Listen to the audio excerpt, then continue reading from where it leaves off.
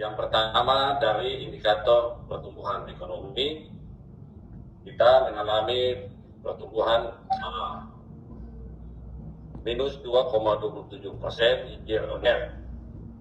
Pertumbuhan 2020 terhadap 2019 untuk periode yang sama triwulan 4. Walaupun ada pertumbuhan positif triwulan 4 2020 terhadap triwulan 3 2020, namun secara akumulatif year on year itu mengalami pertumbuhan minus 2,27%.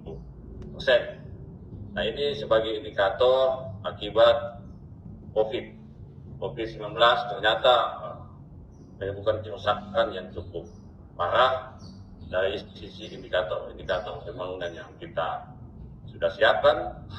Walaupun energi yang kita siapkan di input pendapatan dan belanja 2021 2020 itu lebih kurang 6 triliun lebih, namun itu tidak mampu untuk mengangkat pertumbuhan yang positif. Oleh karena sebagian anggaran kita mengambil refocusing untuk tujuan menghandle masalah COVID-19 yang dihadapi seluruh dunia. Beberapa indikator kami sampaikan sebagai baseline untuk kita bergerak menuju 2022 adalah tingkat pengangguran terbuka, itu juga mengalami peningkatan dari 3,14%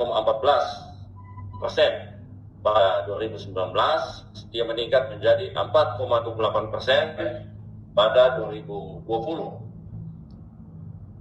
Nah, ini akibat COVID, sektor tenaga kerja yang bekerja di jasa pariwisata yang berkaitan dengan travel itu juga mengalami peningkatan.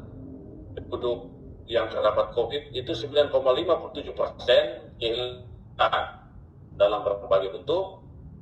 Kemudian juga presentasi pekerja setengah pengangguran itu naik dari 11,79% meningkat menjadi 15,1%. Ini beberapa indikator yang kita bisa lihat akibat COVID-19, termasuk di dalam indikator kemiskinan juga mengalami kenaikan 21,09% menjadi 21,21% pada 2020. Demikian juga halnya dengan inflasi juga mengalami kenaikan. Walaupun ada kenaikan, tetapi tidak terlalu banyak dirasakan oleh masyarakat karena kenaikannya tidak terlalu signifikan, hanya sekitar 0,4. Kemudian Gini rasio juga mengalami kenaikan dari mengalami penurunan dari 0,355 menjadi 0,354. Ini dari sisi distribusi pendapatan yang kita ukur dengan indikator Gini rasio. Nah, indikator-indikator yang kami sampaikan ini menjadi baseline kita bersama untuk bagaimana nanti kita memanfaatkan berbagai arahan pimpinan, termasuk yang disampaikan pada saat pembukaan oleh Bapak Sekda yang diwakili oleh Bapak Asisten 2, kolaborasi. Nah, ini yang paling penting, oleh karena menurut Prof. Kameo, ini barang yang paling mahal, mudah diucapkan, sulit dilaksanakan. Ini juga kami rasakan di sektor pertanian, begitu sulitnya kita membangun kolaborasi, karena ketika kita hendak bekerja bersama di lapangan, ada perangkat daerah yang siap dalam pengertian ada anggarannya, siap mendukung untuk bisa bersama-sama di lapangan, tetapi ada juga perangkat daerah yang siap tetapi tidak ada anggarannya. Nah, ini yang kemudian menjadi ketimpangan-ketimpangan yang kemudian sulit untuk kita wujudkan. Mudah-mudahan dalam pembahasan anggaran nanti kita bisa bahas secara terintegrasi, secara kolaboratif, secara sinergitas untuk bisa mengisi ruang-ruang yang dibutuhkan untuk membangun satu kolaborasi yang utuh. Sehingga satu, melakukan pemulihan kerusakan akibat COVID, dan kemudian yang kedua, menata pertumbuhan untuk bisa memenuhi indikator-indikator RPJMD. Karena itu kita lihat di dalam desain RPJMD desain RKPD 2022 sudah fokus kepada beberapa kepala daerah yang betul-betul mampu untuk bisa menggerakkan berbagai macam aktivitas untuk bisa memenuhi indikator-indikator yang sudah disepakati bersama. Nah, karena itu kami langsung lompat kepada arah 2022 dengan berlandaskan kepada baseline data yang sudah kami sampaikan dalam beberapa indikator tadi. Nah, di 2022 RKPD yang disiapkan itu adalah yang pertama, kita hendak mencapai pertumbuhan ekonomi 6,33 sampai 6,90%. Apakah dengan baseline pertumbuhan minus 0,83 itu dapat tumbuh 6,33 sampai 6,90? Itu bergantung kepada input seberapa besar yang akan kita peroleh untuk bisa menggerakkan semua sektor-sektor ekonomi di tingkat masyarakat, sampaikan yang dibicarakan 6,33, 6,90. Demikian juga dengan inflasi, kita akan berada pada angka 3 sampai 3,2%. Ini sesuatu angka yang moderat, dan memang menurut Profesor Kameo, inflasi itu tidak boleh terlalu rendah, juga tidak boleh terlalu tinggi. Jadi 3 sampai 3,2 sampai moderat untuk bisa mencapai satu pertumbuhan yang lebih baik. Kemudian koefisien Gini juga, ya, indeks Gini ini mungkin teman-teman di Bapeda perlu koreksi ya, karena kita pada baseline itu sudah 0,329, maka 0,34 itu mungkin kita perlu koreksi karena kita tidak berada di sana, kita sudah di bawah 0,33, maka capaiannya harusnya 0,33 menuju kepada 0,32 atau 0,30, sehingga ada progres menuju pada sumber daya kita terbatas. Sumber daya yang terbatas itu mau tidak mau kita mesti mengambil pilihan kepada bagian-bagian penting saja untuk bisa kita kapitalisasi dan bisa mendorong berbagai sektor terkait dengan angka-angka target-target yang besar supaya mampu untuk mengungkit, mendorong, menggerakkan dan menciptakan pada titik resonansi yang mampu menggerakkan ya sektor-sektor yang lain untuk bisa bergerak secara bersama-sama. Nah, inilah yang kemudian kita coba merancang bagaimana pendekatan instrumen yang akan kita intervensi di masing-masing wilayah dengan kapasitas ekonomi yang kita ukur dari PDRB itu. Ada wilayah Sumba, itu total PDRB yang disumbangkan dari Sumba terhadap PDRB NTT itu lebih kurang 11%. Nah, ini kalau kita dorong untuk kita naikkan pada angka yang pada level yang lebih besar, tentu pendekatan-pendekatan yang harus kita gunakan adalah pendekatan-pendekatan yang sesuai dengan kapasitas sumber daya alam seluruh Indonesia yang ada di wilayah Sumba. Juga dengan wilayah Flores dan Alor, itu ada hal-hal yang dapat kita sentuh ya untuk bisa menggerakkan wilayah yang kapasitas PDRB-nya itu lebih kurang 33% ya terhadap PDRB NTT, yang mampu kita kelola secara lebih baik ya untuk bisa memberikan prioritas-prioritas penting yang akan mampu untuk meningkatkan berbagai kapasitas yang pada ujungnya adalah kontribusi terhadap pemenuhan indikator-indikator yang sudah kita siapkan dengan asumsi COVID itu sudah selesai. Dan juga Timor Leste dan Sabu yang punya kapasitas itu lebih besar, kapasitas ekonomi, karena memang di kota sendiri itu memberikan kontribusi lebih kurang 23%. Sehingga kalau Timor itu kita keluarkan kota, maka Timor dan Flores Alor itu sebenarnya sama kapasitas ekonominya. Tetapi karena ada kota di sana, maka memang kontribusi PDRB dari Pulau Timor Leste dan Sabu itu cukup besar, lebih dari setengahnya itu disumbangkan untuk membentuk PDRB.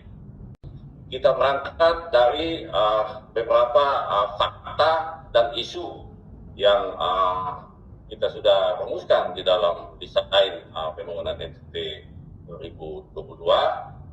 Kita bicarakan masalahnya dulu. Yang pertama itu masih rendah proses di ekonomi sekunder. Industri pengolahan kita masih belum tumbuh baik.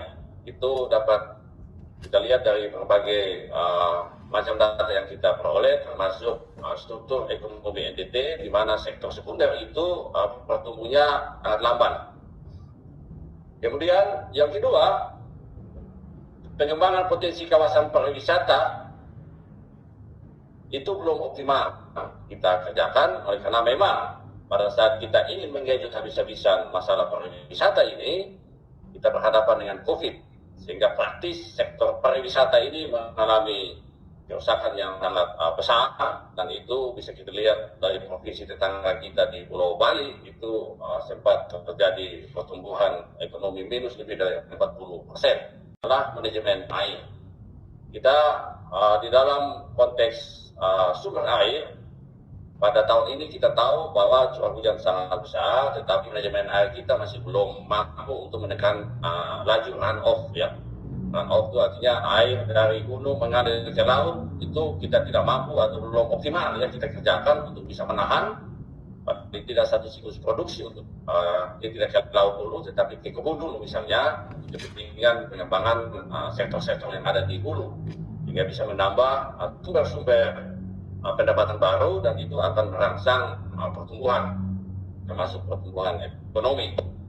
Kemudian yang keempat itu EBT. Isu EBT ini sudah menjadi isu global, sehingga mau tidak mau ini akan menjadi perhatian untuk kita bisa optimalkan. Mudah-mudahan Sumba sebagai satu kawasan EBT berbasis kepada tenaga matahari itu dapat kita kelola seperti yang Bapak Gubernur sudah bicarakan dengan Pak Presiden, Pak Menteri SDM, untuk 50.000 hektar Sumba Tengah itu bisa kita siapkan untuk membangun, untuk memenuhi kebutuhan Jawa Bali, kebutuhan listrik di energi di Jawa dan Bali. Kemudian yang kelima itu pusat pertumbuhan ekonomi baru. Ini juga sesuatu isu masalah yang kita hadapi sekarang.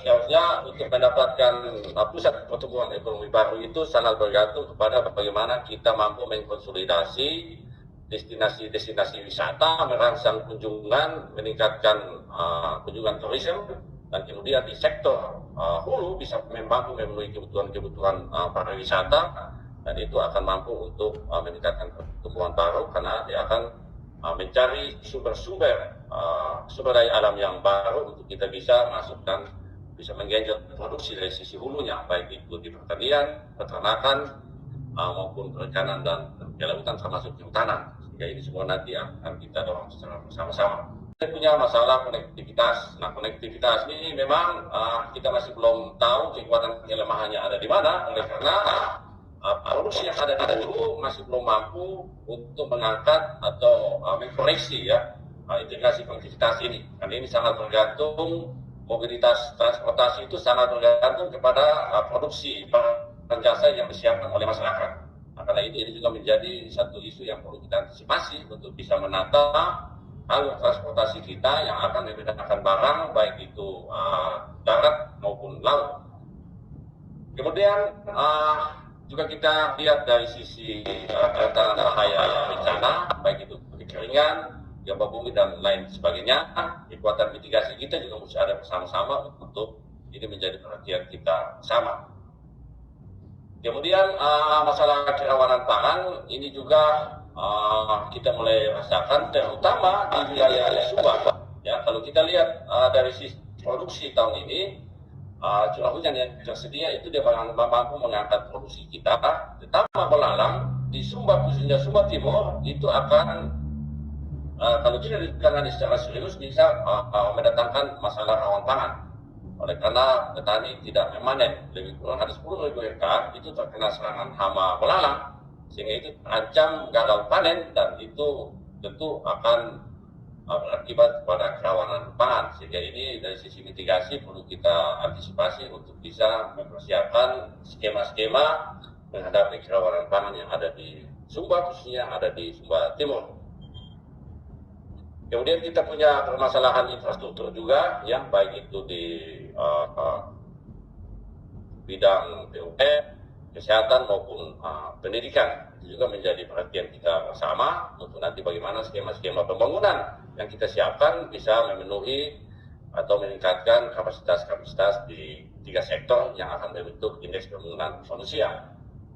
Kemudian peningkatan kapasitas masyarakat lokal untuk memanfaatkan berbagai peluang ekonomi yang diciptakan dari sektor-sektor yang ada di hulu. Nah, ini tentu peran daripada dinas-dinas yang berkaitan dengan peningkatan SDM.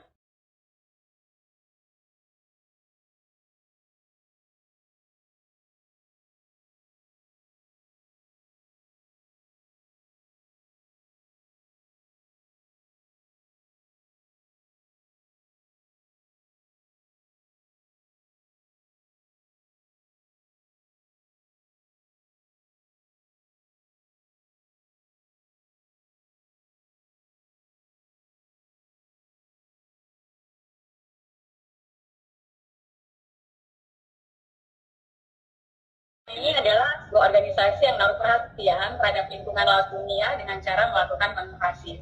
Nah, di NTT ini ya kan mendukung konservasi Taman Nasional Perairan Laut Sawu, Pak, karena di NTT Laut Sawu kita ini sangat penting posisinya bagi dunia dan masuk dalam kawasan The Coral Triangle atau segitiga karang dunia. Karena meski TNT Laut Sawu hanya mencakup 2% dari perairan dunia, tetapi kita memiliki 76% spesies terumbu karang dan 37% spesies ikan karang dunia. Program yang akan lakukan di TNT Laut Sawu ini adalah untuk mendukung program pemerintah NTT di sektor kelautan dan perikanan, yaitu melalui program budidaya rumput laut yang ramah lingkungan dan berkelanjutan, di mana melalui program ini kan mengajarkan masyarakat untuk melakukan budidaya rumput laut tanpa merusak bakau, karang, lamung, dan tetap menjaga kelestarian wilayah pesisir, namun menghasilkan rumput laut yang berkualitas dan berkelanjutan atau best management practice bagi kehidupan masyarakat pesisir. Dan kita juga bekerja sama dengan BUMDes untuk memiliki unit usaha bisnis rumput laut dalam mendukung peningkatan produksi rumput laut di wilayah target tersebut.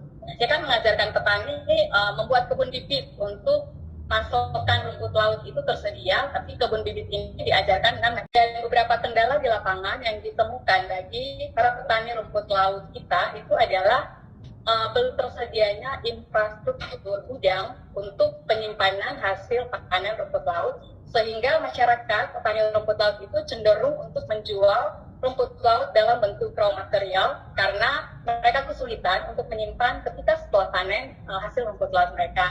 Nah, mungkin melalui pertemuan ini menjadi catatan bagi bapak-bapak atau ibu-ibu di bidang pemerintah agar bisa ke depan dalam program kerjanya mungkin memperhatikan ketersediaan infrastruktur gudang untuk menampung hasil panen rumput laut, karena dari penelitian yang dilakukan kerjasama kita dengan swasta di Rote itu kemarin mereka ambil sampel rumput laut, kategori rumput lautnya adalah grade A atau sangat berkualitas, dan biasanya ketika rumput laut kita keluar itu pihak swasta mencampur dengan rumput laut yang grade B, J dari provinsi lain, baru mereka ekspor. Jadi kita memiliki rumput laut yang sangat berkualitas di NTT, tetapi kendala lain adalah kita juga belum memiliki perusahaan pengolahan produk rumput laut. Baik, terima kasih atas kesempatan yang diberikan. Saya mohon izin ini langsung. Yang pertama, saya akan memberikan saran atau masukan atau apa yang perlu didiskusikan untuk 3 hal kepada Bapak Litbangda dan juga 2 hal untuk Badan Keuangan Daerah, ya, atas apa yang kami terima pemahaman yang baik sekali yang disampaikan oleh ini Prof. Kameo. Saya juga menyampaikan terima kasih. Beliau tadi mengangkat tema pariwisata sebagai promotor pembangunan ekonomi di NTT dengan temanya strategi dan arah kebijakan pembangunan berbasis alur keterkaitan dalam sistem rantai pasok. Dari pemahaman yang kami terima ini ada 3 hal pendekatan yang diangkat oleh beliau, yaitu kaitan dengan inklusif, local resources based, dan sustainable. Nah, ini kalau kami lihat rancangan tadi yang disampaikan oleh Bapak Litbangda, yang disampaikan oleh Bapak Luki, bahwa untuk peternakan, sektor peternakan ada 3 fokus yang mau dikembangkan, yaitu soal sapi, babi, dan ayam. Nah, ini ada keterkaitan dengan sektor yang lainnya. Kan 3 model. Salah satunya adalah ternak kambing dan ayam. Nah, ini bagaimana dengan ternak kambing? Karena saya tadi mendapat informasi dari Ibu Kepala yang mewakili Kepala Badan Keuangan bahwa RKPD ini merupakan acuan yang tidak bisa dirubah KUA tidak bisa muncul tiba-tiba. Nah, ini kalau ini tidak kemudian masuk, salah satu fokus ternak ini akan menjadikan kendala di dalam ini pelaksanaannya. Kemudian terkait dengan pelaku utama tadi disampaikan bahwa petani, peternak, dan nelayan. Nah, ini oleh karena itu maka ini perlu adanya penguatan terkait dengan pelaku basis utama ini. Dan saya melihatnya bahwa terkait dengan kita punya RKPD mungkin ada, tetapi tidak terlalu tidak terlalu besar ya terkait dengan penganggaran peningkatan kompetensi SDM terkait dengan yang berkualitas terhadap pelaku utama ini. Saya ini mohon terkait dengan ini supaya bisa menjadi ini fokus. Dan yang berikut tadi sudah disampaikan, saya sudah mendengar bahwa Pak Luki sudah menyampaikan untuk terkait dengan sektor pendidikan yang merupakan perangkat daerah yang juga menjadi perangkat yang menjadi prioritas. Itu ada sebetulnya untuk membangun SMK yang mendukung pertanian dan peternakan. Nah, oleh karena itu mungkin dilihat kembali bagaimana penjabarannya atau sinerginya terkait dengan dukungan program dan kegiatan yang kemudian didesain dalam RKPD ini juga ada pada sektor-sektor peternakan dan pertanian, sehingga nyambung yang seperti kemarin hasil kunjungan Pak Gubernur itu kita juga harus memberi perhatian dari sektor pertanian dan peternakan yang tadi disampaikan bahwa 70% itu harus lapangan, 30% teori, dan bahkan di tahun keempat itu sudah full di lapangan. Nah, ini sehingga ini juga menjadi catatan bagi saya ingin mencermati bahwa di tengah-tengah penguatan basis ekonomi di NTT, terutama dengan penguatan pariwisatanya, anak-anak juga menduduki situasi kerentanan tersendiri ketika pariwisata ini nanti akan dikembangkan. Dan ketika tidak disiapkan dan baik, maka ada kerentanan anak mengalami terlibat dalam eksploitasi, baik itu eksploitasi seksual maupun eksploitasi yang lain, anak jadikan sebagai pekerja. Nah, seberapa strategi pembangunan terhadap anak ini juga masuk ke dalam strategi pembangunan yang tadi sudah disiapkan.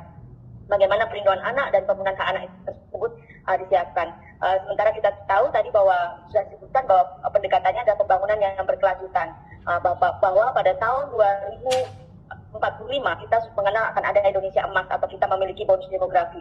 Untuk di NTT sendiri, anak-anak menduduki 29,73% atau 1.621.500 dari total penduduk yang ada. Nah, seberapa kita sudah menyiapkan anak-anak ini untuk sampai kepada 2045 nanti ke depan, seperti yang tadi desain yang dikembangkan.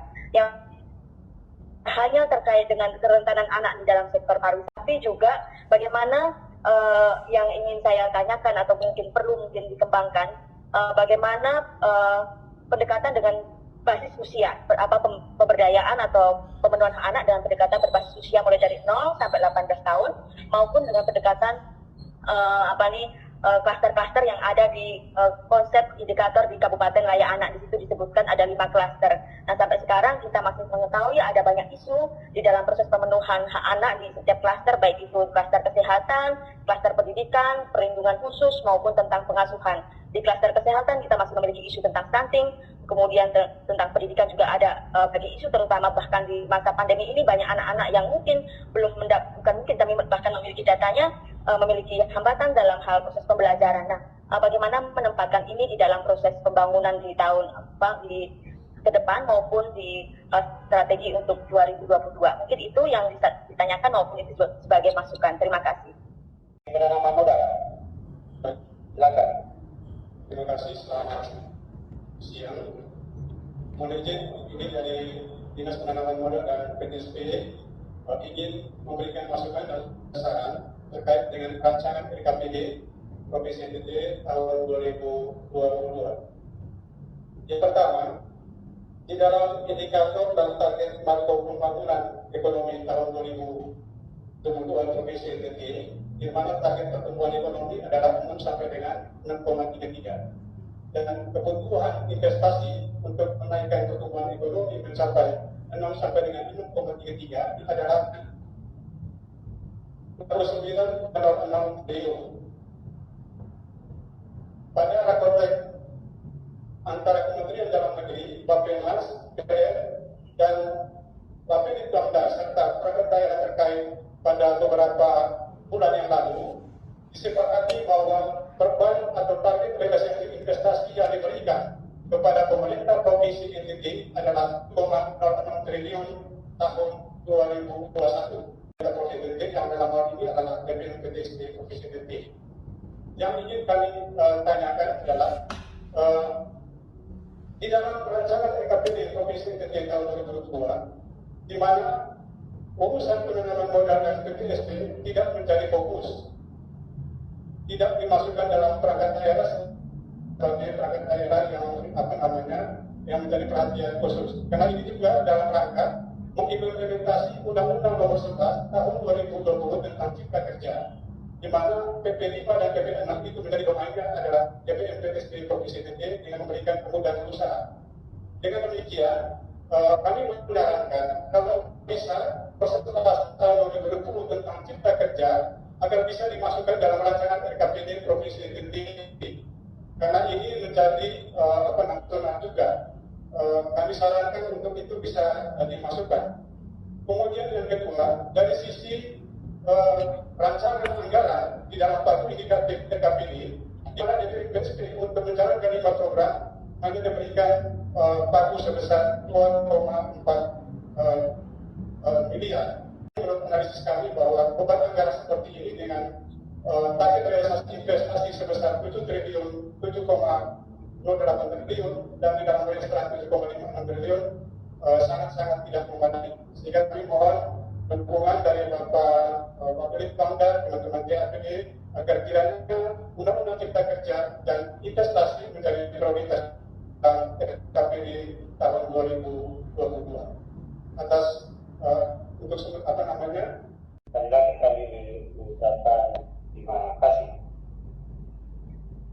Hadirin para peserta, demikianlah acara hari ini di mana kita telah membahas tentang pengembangan infrastruktur ekonomi, sosial, budaya, dan penetapan sistem rantai pasok data menuju kemudian di daerah.